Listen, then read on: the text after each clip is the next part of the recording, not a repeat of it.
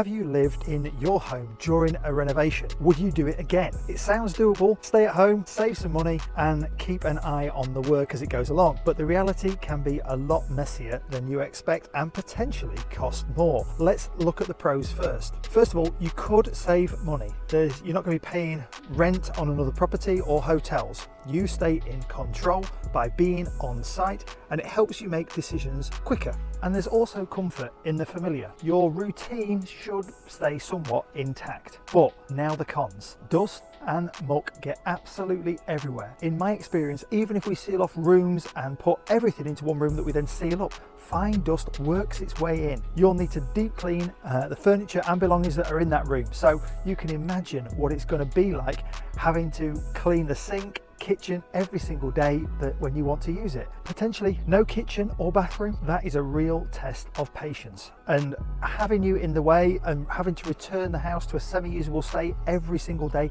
is going to slow the trades down. Then add in safety concerns, floorboards up, tools about the place, noise. It's no surprise that people say never again. So have you done it? Would you do it again? Let me and others who are considering it know your experience in the comments.